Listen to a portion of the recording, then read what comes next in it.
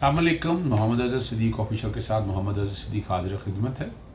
मजबूरी है कि चैनल सब्सक्राइब, यानी मैं इस कॉन्टेक्स्ट में नहीं कह रहा कि जो बात कहना चाह रहा हूँ वो लोगों तक कईयों को पता नहीं सब्सक्रिप्शन का, इसलिए कहना पड़ता है। और जब आप आइकॉन क्लिक कर देंगे तो नोटिफिकेशन का मकसद ये फ़ौरी इतला आप तक आ जाएगी। सुबह मैंने वीलॉग किया था और मैंने वो जो मौलाना साहब की एक वीडियो वायरल हुई थी और उसमें मैंने गुजारिश की थी कि चीज़ सब इस पर आज खुद नोटिस लें।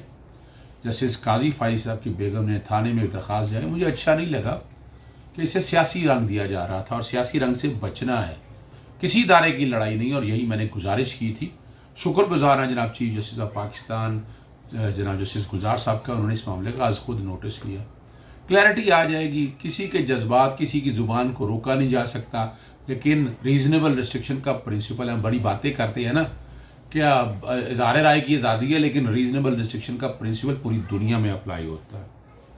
और जो कुछ उन्होंने कहा वो आज़ादी इज़हार राय से बहुत आगे है मौलाना साहब ने।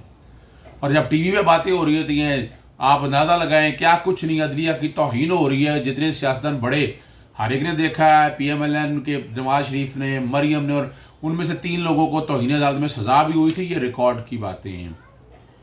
तो अब मामला आज खुद नोटिस में, और ये तादाद में ज़्यादा कहूँगा ताकि पब्लिक इंटरेस्ट के मैटर्स ज़्यादा से ज़्यादा सुप्रीम कोर्ट टेकअप करे। और आज उन्होंने काम किया भी है। लार्जर बेंच ने जो कोरोना के हवाले से सुन रहा है, 3-4 सवाल एक ख़ास तौर पर चीफ जस्टिस ऑफ पाकिस्तान ने पूछा, कहा, दिमाग दिए, हुकूमत ने अवाम के साथ एक अपना मुआहदा तोड़ दिया है। या ये मुआहदा क्या है? इमरानी मुआहदा है, सोशल कॉन्ट्रैक्ट है। सूबाई हुकूमतें तहफ़्फ़ुज़ देने में नाकाम हो गई हैं। ऑक्सीजन का सिलेंडर 5000 से कई गुना बढ़ गया और 4 अरब की हुकूमतें से गाड़ियाँ ख़रीद रही है, उसकी भी तफसीलात तलब कर ली गई। N95 जो पाकिस्तान में तैयार हो रहा है, दरामदी मशीनी, अल हफीज़ कंपनी कौन है, उसके बारे में भी तफसीलात तलब कर ली गई। लॉकडाउन ज़रूरी है, मगर खाना पीना, बिजली, ये तमाम सहूलियात फराहम होनी चाहिए। और एक बड़ा ज़बरदस्त सवाल जो मैं बार बार कहता हूँ, बुनियादी हक़ों जो अदालत ने दी, जो आईन पाकिस्तान ने फराहम की हैं, उस पर अमल दरामद बहुत ज़रूरी है। हर शहरी को बुनियादी सहूलियात मिलनी चाहिए। हुकूमत अपना प्लान दे। वैसे तो कि कोई इंटरेस्टेड नहीं है इस मसले में, और हम देखते आए हैं ये सारे मामलात को सामने रखते हुए। फिर वो गंदम का जिक्र भी आ गया कि 16 मिलियन टन सिंध में गंदम चोरी होगी, उसका बताएं क्या बना। फिर NDM की परफॉर्मेंस के हवाले से भी आ गया, कैसे वो कर रही है, शफाफियत कैसे बरकरार कर रही है, किस तरह वो मटेरियल आता है, सप्लाई होता है। ये सारे सवालात उठा दिए गए हैं। 2 हफ्ते के लिए समाअत मुलतवी की है अदालत ने, और अदालत का माइंड बड़ा क्लियर है।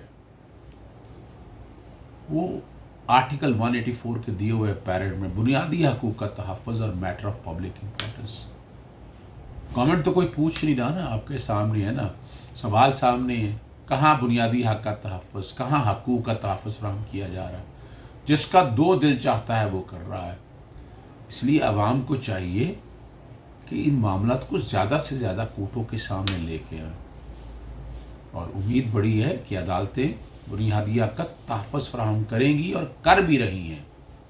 और आज भी कोरोना के केस में आपने जिस तरह बातें हुई हैं सारी आपने देख ली, कितना कंसर्न है अदालत का।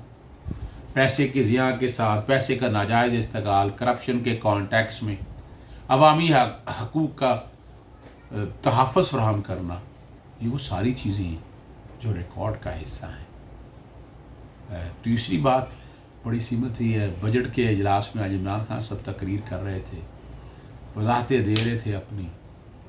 इस तरह ज़्यादा दफ़ा असम्बली में आ जाएं तो बहुत अच्छी तासुर मिलेगा, आवाम के करीब होंगे। इसी तरह जहाँ असम्बली में आते हैं किसी दिन आवाम में भी आएँ। छोटे छोटे मसाइल हैं जो आप तक पहुँच नहीं पाते, शीशे के गिलास में मत रहे ना।